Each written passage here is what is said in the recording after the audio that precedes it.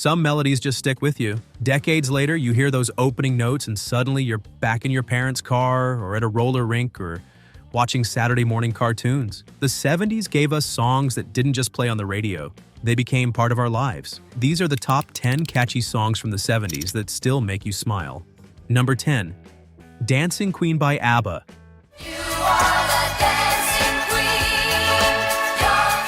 When Dancing Queen hit the airwaves in 1976, it became impossible to escape. The Swedish quartet had already made waves in Europe, but this song launched them into global superstardom. Written specifically for their fans, the track took 6 months to perfect in the studio. ABBA recorded Dancing Queen at Glen Studio in Stockholm, where they spent countless hours layering vocals and instruments. Benny Andersson played the piano parts himself, creating that distinctive opening that everyone recognizes instantly. The production involved multiple keyboard tracks, strings, and the group's signature harmonies. The song topped charts in more than a dozen countries within weeks of its release. In the United States, it became ABBA's only #1 hit on the Billboard Hot 100. Radio stations played it constantly throughout 1977, and it became the soundtrack to countless school dances and celebrations. What made Dancing Queen so infectious was its pure joy. The melody bounced along with an energy that made sitting still nearly impossible. Even people who claimed they didn't like disco found themselves tapping their feet. The song captured a feeling of freedom and happiness that resonated across generations. ABBA performed Dancing Queen for the Swedish king, Carl XVI Gustav, and Queen Sylvia the night before their wedding in June 1976. The royal connection added to the song's mystique and helped cement its place in pop culture history. Number 9. Best of My Love by The Emotions. The Emotions released Best of My Love in 1977, and it quickly became one of the year's biggest hits. The Chicago-based sister trio had been performing together since childhood, but this song introduced them to millions of new fans. Maurice White and Y.M.C.A. of Earth, Wind and Fire wrote and produced the track. Recording took place at Paramount Recording Studios in Hollywood. The production featured layers of horns, strings, and keyboards that created a lush sound. The Emotions' voices blended together seamlessly, their harmonies floating over the instrumental arrangement like silk. The song spent 5 weeks at #1 on the Billboard Hot 100 in the summer of 1977. It also topped the R&B charts and became a crossover success that appealed to listeners across different musical tastes. Radio programmers loved its upbeat tempo and positive message. Best of My Love had an energy that made people want to move. The rhythm section laid down a groove that was impossible to resist, while the sisters' vocals soared above it all. The production incorporated elements of disco, soul, and funk into something that felt fresh and exciting.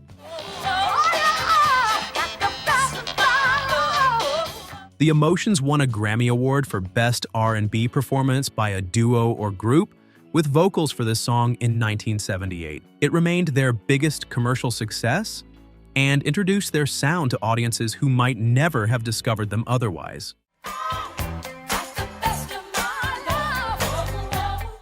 Number 8. Hooked on a Feeling by Blue Swede.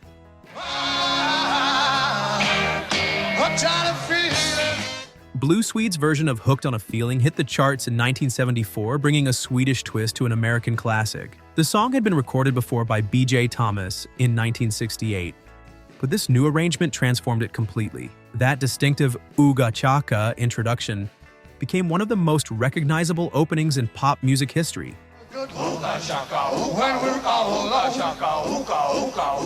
The Swedish band Blow Blues, performing as Blue Swede for international audiences, recorded their version in Stockholm. They added the tribal-sounding chant after hearing it in Jonathan King's 1971 cover. The addition gave the song a playful, almost primitive energy that set it apart from everything else on the radio.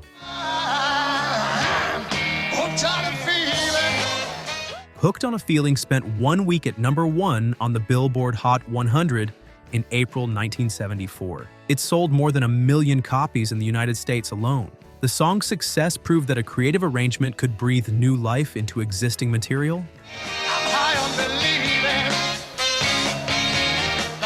What made this version so catchy was its sheer fun. The Ooga Shaka chant invited listeners to sing along even if they felt silly doing it. The upbeat tempo and energetic delivery made it perfect for parties and gatherings. People who heard it once found themselves humming it for days. Blue Swede never matched the song's success, but Hooked on a Feeling gave them a permanent place in music history. The track has been featured in countless movies and commercials over the years, introducing it to new generations who weren't even born in the 70s. Number 7. Play That Funky Music by Y.M.C.A.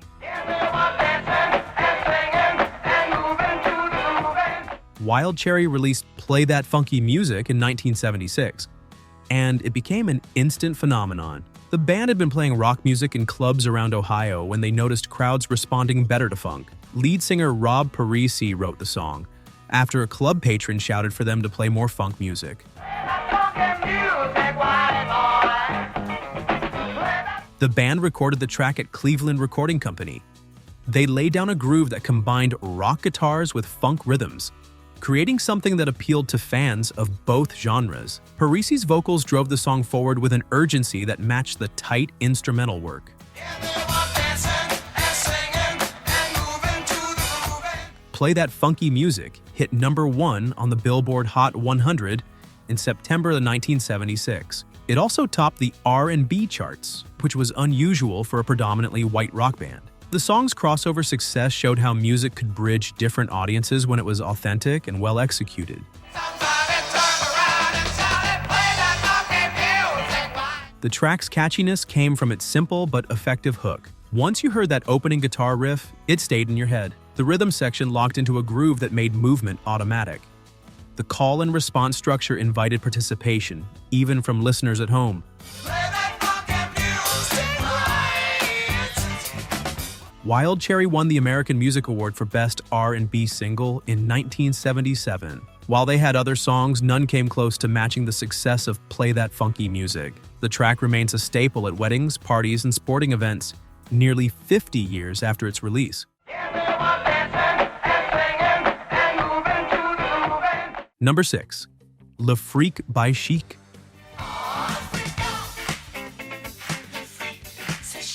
Chic unleashed Le Freak on the world in 1978, and it became the best-selling single in Atlantic Records history up to that point. Nile Rodgers and Bernard Edwards wrote the song after being refused entry to Studio 54 in New York City. Their frustration turned into creative fuel. The duo recorded Le Freak at the Power Station studio in Manhattan. They built the track around a guitar riff that Rodgers played on his Fender Stratocaster. The bass line that Edwards created became one of the most recognizable in disco music. Layered vocals and tight percussion completed the arrangement. Le Freak topped the Billboard Hot 100 for 6 weeks starting in December 1978. It sold over 7 million copies worldwide and became one of the defining songs of the disco era. The song's success helped establish Chic as major players in the music industry. The track's infectious quality came from its rhythmic precision. Every element locked together perfectly, creating a groove that demanded attention. The interplay between guitar and bass gave it a musical complexity that separated it from simpler disco productions. The vocals added just enough melody to make it memorable.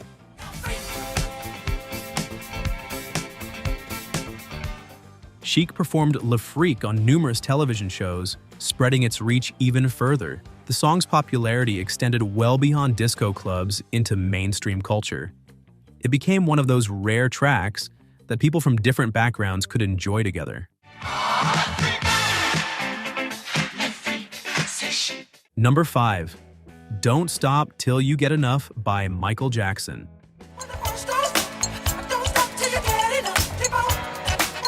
Michael Jackson released Don't Stop Till You Get Enough in 1979, marking his emergence as a solo superstar. The song was the lead single from his Off the Wall album, which redefined what pop music could be. Jackson wrote the track himself, one of the first major hits he composed without his brothers. Recording took place at Alan Zent's recording in Los Angeles. Producer Quincy Jones helped Jackson craft a sound that blended disco, funk, and pop into something entirely new. The horn arrangements added punch while Jackson's vocals soared over the top. His signature vocal hiccups and exclamations became part of the song's identity.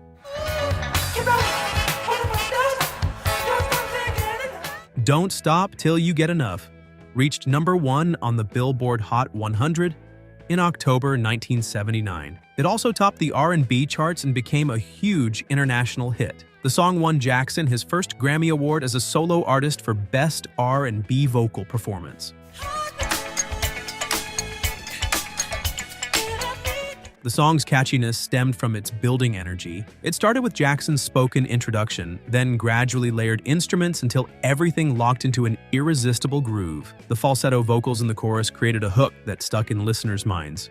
The production sounded crisp and modern, setting a new standard for dance music. Music critics praised the song's sophistication. Unlike many disco tracks of the era, it had musical depth and complexity. Jackson's performance showed his evolution as an artist, moving beyond his Motown roots into territory all his own. Number 4. Celebrate by Kool and the Gang.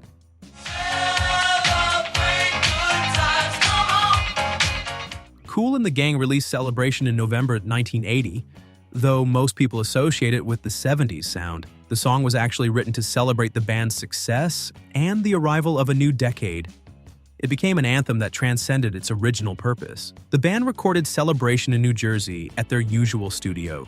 Bassist Robert "Kool" Bell and his brother Ronald wrote the song with other band members. The arrangement featured bright horns, a bouncing bass line, and vocals that invited everyone to join in. The word "celebrate," repeated throughout, became a universal call to joy. James J.T. Taylor's lead vocals brought energy and warmth to every line, making the invitation feel genuine and inclusive. Celebration reached number 1 on the Billboard Hot 100 in February 1981. It topped charts in multiple countries and became one of the most played songs at weddings, sporting events, and parties. The track has been featured in hundreds of commercials and films over the decades. Its association with victory made it a natural choice for championship celebrations and championship parades. What made Celebration so enduringly catchy was its pure positivity. The song didn't have a complex message. It simply invited people to feel good and celebrate life. The horn section punched out melodic lines that were easy to remember. The rhythm made dancing feel natural rather than forced. The call and response structure meant everyone could participate, whether they considered themselves singers or not. The band had actually struggled to complete the song initially. They knew they wanted to create something about celebration, but the right words and melody took time to come together. Once everything clicked, they knew they had something special. The recording session captured that excitement, with the band feeding off each other's energy. Kool and the Gang had been together for years before this breakthrough hit. Celebration introduced them to audiences who might never have heard their earlier funk work. The song became their signature, the one track everyone knew even if they couldn't name another Kool and the Gang song. It gave the band a second career, opening doors that had been closed and bringing their music to a whole new generation of listeners. Number 3. Y.M.C.A. by Village People.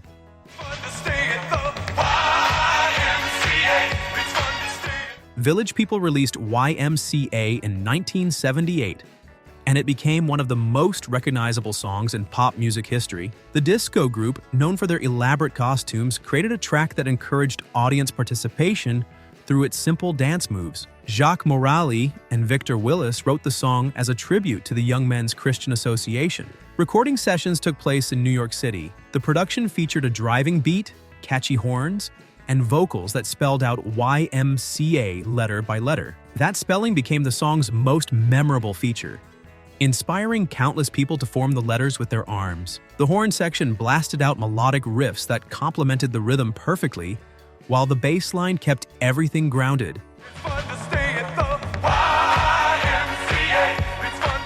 Y.M.C.A. reached number 2 on the Billboard Hot 100 in early 1979. It topped charts in several other countries and became a massive international hit. The song's popularity extended far beyond disco clubs into sporting arenas, wedding receptions, and community gatherings. Radio stations played it constantly, and it became impossible to go anywhere without hearing it. The track's catchiness came from its interactive nature. The arm movements gave people something to do while listening, turning passive listeners into active participants. The melody was simple enough that anyone could sing along after hearing it once. The upbeat tempo and positive lyrics created an atmosphere of fun that felt inclusive and welcoming.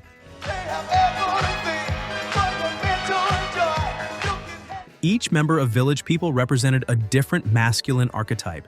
The construction worker, the police officer, the cowboy, the Native American, the soldier, and the biker. Their visual presentation added to the song's appeal, making them instantly recognizable on television and in concert. The costumes became as iconic as the music itself. Village People performed Y.M.C.A. on countless television shows, spreading the dance even further. The song became a cultural phenomenon that transcended music.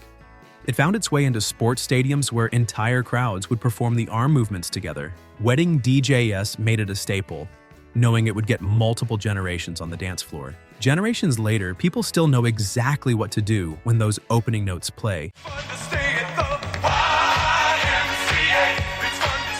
Number 2. Stayin' Alive by Bee Gees. The Bee Gees released Stayin' Alive in December 1977 as part of the Saturday Night Fever soundtrack. The song became synonymous with disco and the late 70s. Brothers Barry, Robin, and Morris Gibb wrote the track specifically for the film, crafting something that captured urban survival and resilience. Recording took place at Chateau d'Hérouville in France. The brothers built the song around a bass line that became one of the most famous in music history. Barry Gibb's falsetto vocals gave the track its distinctive sound, while the rhythm section created a pulse that mimicked a heartbeat. The production was clean and precise, every element serving the groove. Dennis Bryan's drumming provided the foundation, hitting that steady 4-on-the-floor beat that became disco's calling card. Stayin' Alive topped the Billboard Hot 100 for 4 weeks in early 1978. It became one of the best-selling singles of all time, moving millions of copies worldwide. The song helped make Saturday Night Fever the best-selling soundtrack in history up to that point. The film and its music became inseparable, each elevating the other to unprecedented heights. What made Stayin' Alive so catchy was its relentless forward motion. The beat never let up, driving the song from beginning to end with mechanical precision. The falsetto vocals created a hook that was impossible to forget. The guitar riff punctuated everything with sharp rhythmic stabs. That opening hi-hat pattern became instantly recognizable, signaling exactly what was coming next. The song's connection to the film gave it added cultural weight.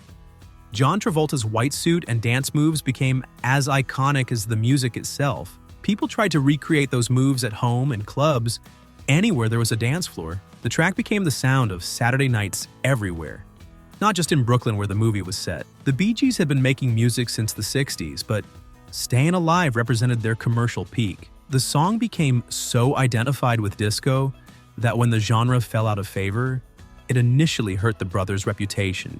Decades later, people recognized it as a masterpiece of pop production, regardless of genre labels. Medical professionals even used its tempo as a guide for performing CPR, giving the song an unexpected second life in a completely different context. Number 1. I Will Survive by Gloria Gaynor.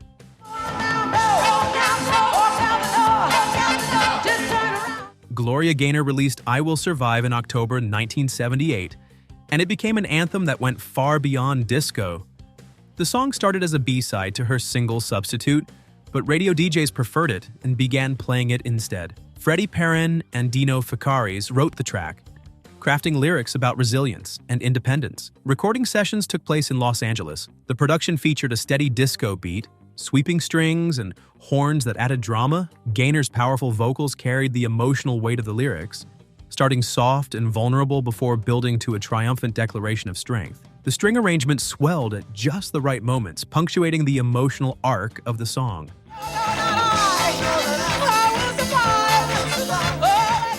I Will Survive reached #1 on the Billboard Hot 100 in March 1979. It topped charts around the world and became one of the most enduring songs of the decade. The track won the Grammy Award for Best Disco Recording in 1980, which was the only year that category existed. Sales reached into the millions, making it one of the best-selling singles of the era.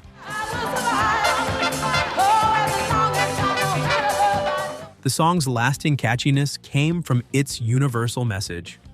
While written about surviving a breakup, people applied it to all kinds of struggles. The melody was strong enough to carry the emotional weight while remaining upbeat and danceable. Gaynor's vocal performance struck a balance between vulnerability and power. She delivered each word with conviction, making listeners believe every sentiment. Gaynor had actually suffered a serious back injury that left her partially paralyzed before recording the song. Doctors told her she might never walk again, but she recovered and returned to the studio. That personal experience of survival added authenticity to her performance that listeners could hear in every note.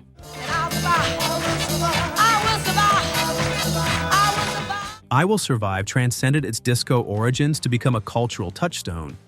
It became an anthem for various social movements and a karaoke staple. The song has been covered, sampled, and referenced countless times across different genres. People sang it at protests, at celebrations, at moments when they needed to remind themselves of their own strength. Nearly 50 years after its release, those opening notes still make people want to sing along. The song remains a testament to the human spirit's ability to overcome adversity and emerge stronger on the other side.